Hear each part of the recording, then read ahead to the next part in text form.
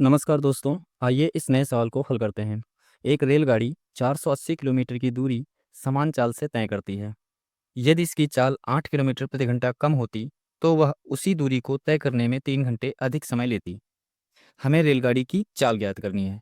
इसको सॉल्व करने के लिए हम रेलगाड़ी की चाल को ही मान लेते हैं। माना रेलगाड़ी की चाल x किलोमीटर प्रति घंटा है। अब दूरी कितनी दी गई है?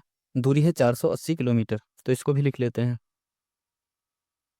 दूरी बराबर 480 किलोमीटर। तो हम जानते हैं चाल बराबर दूरी बटे समय, तो चाल भी मान ली मैंने, दूरी दी है तो हम समय निकाल सकते हैं। तो क्या लिखेंगे? चूंकि समय बराबर क्या होता है? दूरी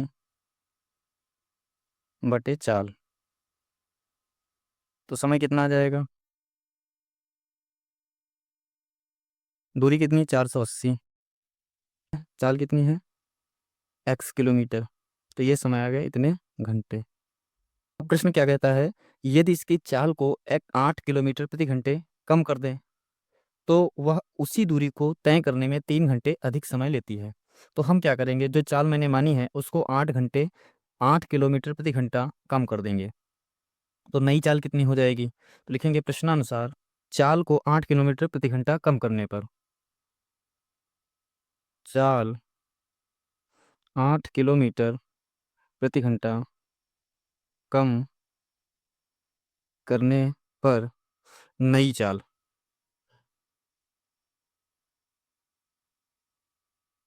कितनी हो जाएगी? तो पुरानी चाल कितनी थी? x। अब इसमें से हम 8 किलोमीटर प्रति घंटा कम कर देंगे तो कितना आ जाएगा? x माइनस 8 किलोमीटर प्रति घंटा। और दूरी कितनी रहेगी? दूरी वही है, उसी दूरी को तय करने पर, अर्थात दूरी कितनी है? दूरी है 480 किलोमीटर। अब नई चाल दी है, दूरी दी है, तो नया समय निकाल लेते हैं। नया समय। तो नया समय कितना आ जाएगा? समय बराबर दूरी बटे चाल। तो दूरी है 480 किलोमीटर बटे नई चाल कितनी है? x minus 8। तो ये आ जाएगा नया समय, इतने घंटे। लेकिन प्रश्न क्या कहता है कि यदि हम 8 किलोमीटर प्रति घंटे चाल को कम कर दें तो वह उसी दूरी को तय करने में 3 घंटे अधिक समय लेती है। अर्थात जो नया समय आया है ये 3 घंटे ज़्यादा समय है। किससे?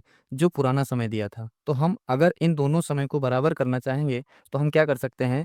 पुराने वाले समय में 3 घंटे जोड़ दें तो ये नए वाले समय के बराबर हो जाएगा। आइए इसको लिखते हैं। लिखेंगे चूंकि नया समय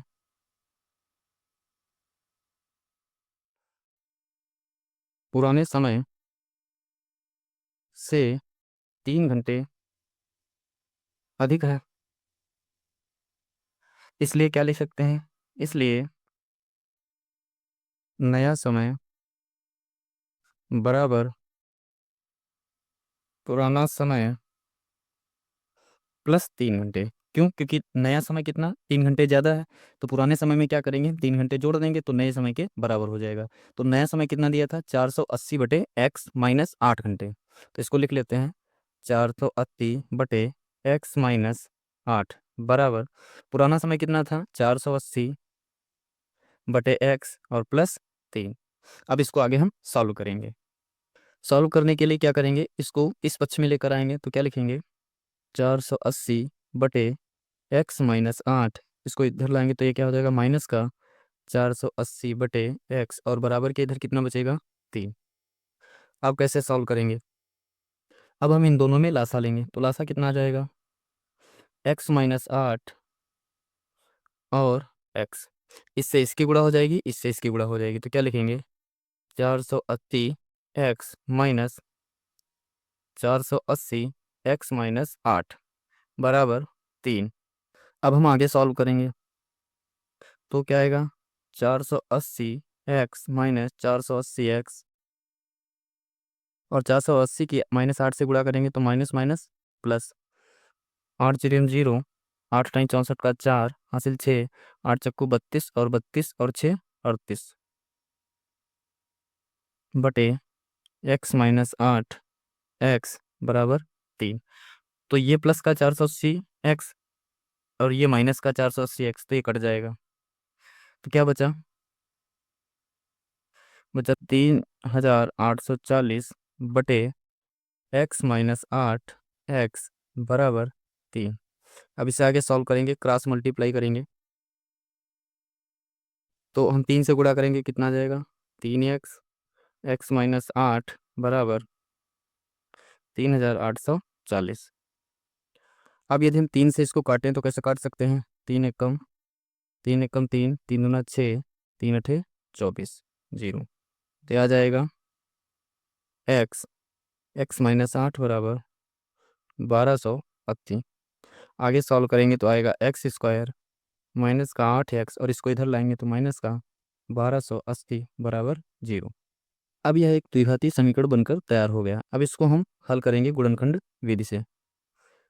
कैसे हल करेंगे, चलिए आगे देखते हैं।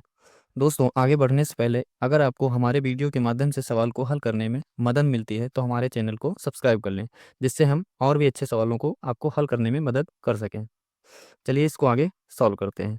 तो 1280 के ऐसे गुणनखंड करें जिससे कि घटाने पर कितना बचना चाहिए? 8 बचना चाहिए। तो कौन कौन से ऐसे दो खंड होने चाहिए कि हम गुणा करें तो 1280 आ जाए और घटाएं तो 8 आए? तो सबसे पहले इसको जानने के लिए हम क्या करेंगे? 1280 के गुणनखंड करेंगे। आइए 1280 के गुणनखंड करते हैं। 2 से काटेंगे, 2 छंग 12, 2 चक्कू 8, 2 तियाँ 6, 2 दूनी 4, 2 एकम 2 छंग 12, 2 अट्ठी 16, 40, 20, 10, 5, 5 एकम। तो हम देख सकते हैं 1280 के गुणनखंड कौन कौन से बने? 2 × 2 × 2 कितनी बार है? 1 2 3 4 5 6 7 बार, 8 बार। 1 2 3 4 5 6 7 8, तो 8 बार लिख लेंगे। 4 5 6 7 8, और एक बार क्या है? 5 है। तो 1280 के इतने गुणनखंड मिले, तो हमें करना क्या है? 1280 के केवल और केवल दो खंड बनाने हैं। तो कौन कौन से बनाएंगे? ऐसे बनाएंगे जिससे कि घटाने पर 8 बचे। तो वो कौन कौन से हो सकते हैं? इनको आपस में एडजस्ट करेंगे और दो ही खंड रखेंगे। तो 2 दूनी 4, दूनी 8, दूनी 16, दूनी 32। एक को 32 कर लेते हैं और दूसरा 2 दूनी 4, दूनी 8, 8 पंचे 40। तो ये कौन कौन से हो सकते हैं? 40 और 32। 40 से हम 32 घटाएंगे तो कितना बचेगा? 8 बचेगा। तो इन्हीं को हम लिख लेते हैं। क्या लिखेंगे? x² माइनस का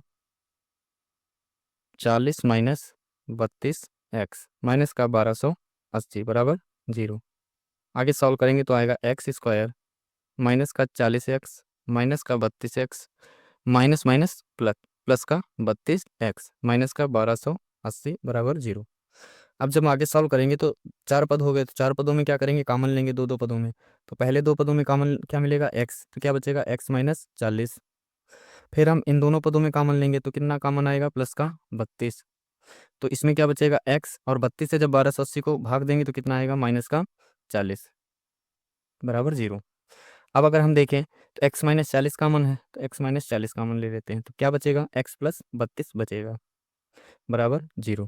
तो हमारे ये दो गुणनखंड बने। अब इनको आगे सॉल्व करने के लिए हम एक एक करके 0 मानेंगे। पहले इसको 0 मानेंगे, फिर इसको 0 मानेंगे और मान निकालेंगे। तो क्या लिखेंगे हम? x-40 बराबर 0, अर्थात x बराबर कितना आ जाएगा? x बराबर 40। या फिर क्या कर सकते हैं हम? x+32 बराबर 0 मान लें तो कितना आएगा? x बराबर माइनस का 32। तो हम देख रहे हैं कि यहाँ पर x के दो मान आए हैं, एक x बराबर 40 और एक x बराबर माइनस का 32।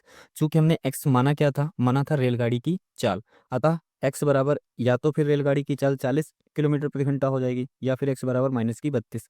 लेकिन चाल कभी भी ऋणात्मक नहीं होती है, तो इस बात को हम लिख लेते हैं। तो अभी साइड में हल कर देते हैं। क्या लिखेंगे? चूंकि चाल ऋणात्मक नहीं होती है, इसलिए x बराबर 40 मान सही होगा।